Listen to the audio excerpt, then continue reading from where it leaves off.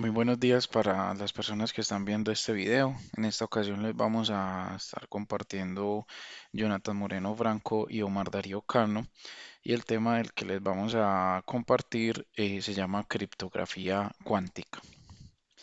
El contenido inicial pues de este trabajo es, vamos a hablar de la descripción de qué es la criptografía cuántica, algo sobre el problema de la distribución actual de las claves, qué es la criptografía cuántica, algunos inconvenientes y un caso de ejemplo de este tema. Empecemos con la descripción. La criptografía cuántica, para decirlo en términos generales, pues es la unión de tres temas: la física cuántica, la óptica cuántica y la criptografía como un tema, digamos, más tradicional. Y la unión de estos tres pues dan como resultado un nuevo enfoque que es la criptografía cuántica. Esta consiste en la transmisión de información o encriptación de esta información de una manera segura, utilizando leyes de la física. Dice la teoría y dicen los que han utilizado o son pioneros en esta tecnología que por medio de ella nadie podrá obtener información de los bits o de la información que se transmita sin que no sea conocido por el emisor o por el receptor. Hablemos ahora sobre el problema de la distribución de las claves actualmente. Digamos que durante mucho tiempo, pues el hombre se ha interesado en utilizar medios de encriptación o de protección de la información cuando la envía de un lugar a otro. Si se analiza, digamos, en el tiempo histórico, se utilizó, por ejemplo, palomas mensajeras, se utilizaron mensajeros que eran custodiados por soldados, en fin, muchos otros tipos. Luego, durante las guerras, la Primera y la Segunda Guerra Mundial, hemos visto otros medios de encriptación y sin embargo no fue hasta 1976, hasta los 70, donde se inventó, digamos, un modelo o una forma más robusta de encriptación a través de la clave pública, lo que digamos en ese momento mostró la luz al final del túnel de lo que sería un medio totalmente indescifrable. Pero ¿cómo sabemos si es indescifrable o no? Al igual que sabemos que existen prototipos o metodologías de la encriptación cuántica, pues también existe ya la computación cuántica, lo cual permitirá hacer unos cálculos que hoy en día, pues con los medios y con las capacidades computacionales no se hacen, pero tal vez en ese entonces, cuando esté más desarrollada la computación cuántica, pues sí se puedan descifrar estos números o estos cálculos complejos que sabemos que utilizan pues números grandes, multiplicación por pares de números primos, pero se podría llegar a descifrar. ¿Qué se debe hacer entonces en el caso de que se llegue a ese escenario donde realmente las claves actuales sí se puedan descifrar?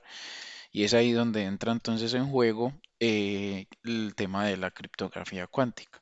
La criptografía cuántica es un proceso de comunicación seguro que utiliza un encriptado que se basa, como ya habíamos mencionado, en las leyes de la física cuántica y de la óptica cuántica y de la encriptación. También denominada en inglés QKD, es decir, Quantum Key Distribution, consiste en el envío de información por medio de los bits clásicos que conocemos, unos y ceros, pero utilizando qubits o qubits para la encriptación de estas claves requeridas para poder leer la información que se envía.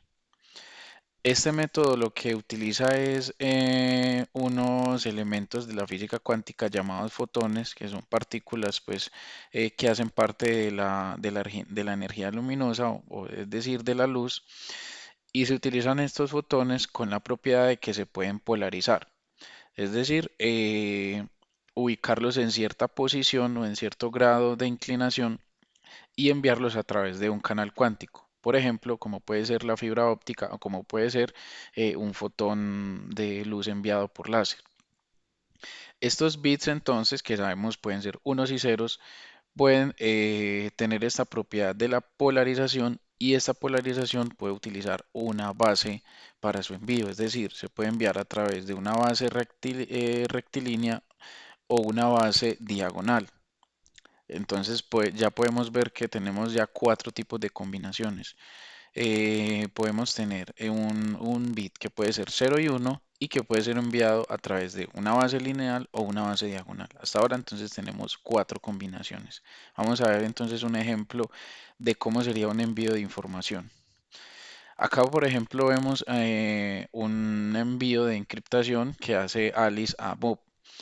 Alice lo que hace es enviar la representación de los fotones, como vemos en la imagen, unos y ceros, y estos son enviados de acuerdo a la base. Si es negra o si es blanca, vemos que fueron enviados en base en rectangular o en base diagonal. Por ejemplo, el primer cero se envió en base rectangular, luego el uno lo enviamos en base diagonal, luego el siguiente uno ya lo enviamos pero en base rectangular, por eso ya no lo vemos en la misma posición del anterior y así se envían todos, así se envía toda la encriptación de la clave. Alice la envía y la idea es que Bob cuando la reciba pues va a utilizar alguna especie de, como podríamos decir, lámina o de filtro a través de los cuales deben pasar estos fotones de luz. Si estos fotones de luz se reciben y pasan por el filtro, digamos, de manera adecuada, ya que Bob utilizó el filtro o la base de encriptación que Alice la envió, pues estos van a pasar en un 100%.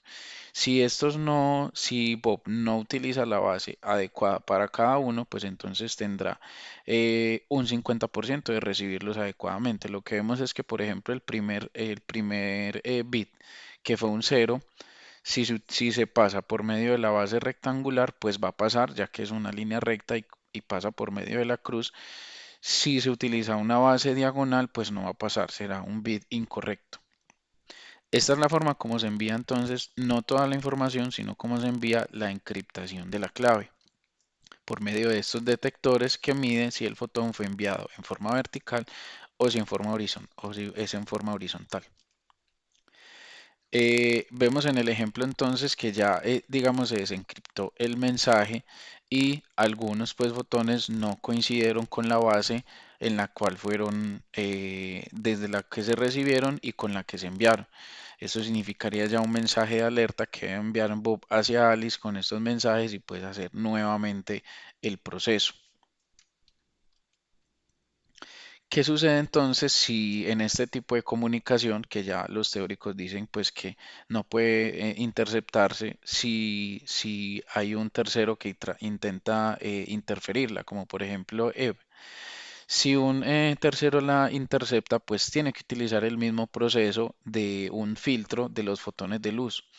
En el momento en el que esa persona utilice un filtro, no va a conocer pues de antemano la base con la que fue enviado, entonces utilizará cualquier tipo de filtro rectangular o diagonal y cuando un fotón pase por un filtro que no es en el que se envió inicialmente, es decir, no es de la base, pues va a cambiar su estado, porque como estamos hablando de fotones de luz, pues el filtro va a interceptar o va a pasar a través del filtro, pero en forma incorrecta y terminará cambiando su estado.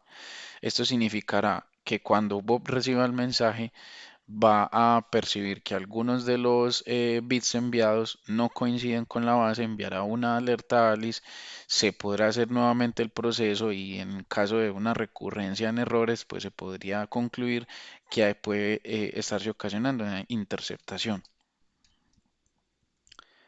Bueno, digamos que todo este proceso no se hace para todo el envío de la información, es básicamente para la encriptación de la clave y luego proceder como la comunicación, por lo que, digamos, con un proceso exitoso, pues ya se puede proceder a enviar la información por otro de los medios de encriptación tradicionales, como los que se utilizan hoy en día.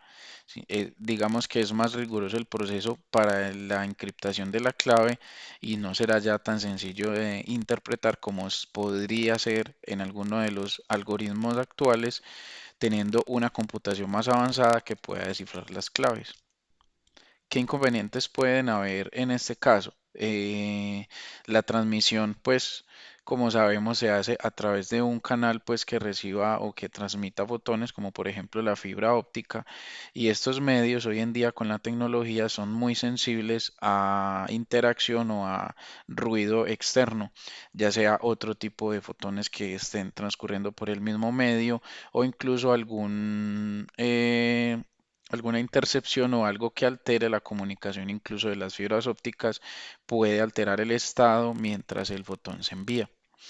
¿Qué se hace en este caso? Que se ha planteado algunos algoritmos de corrección que ya se utilizan en otros medios de almacenamiento, como por ejemplo las NAS, este almacenamiento por medio de red, y así pues poder tener una forma de corregir los posibles errores. Aquí vemos, por ejemplo, una implementación de esta tecnología, aunque es un prototipo de una reconocida universidad española. Ellos no lo hicieron a través de fibra óptica, sino a través de unos telescopios que envían unos láser o unas ondas de luz.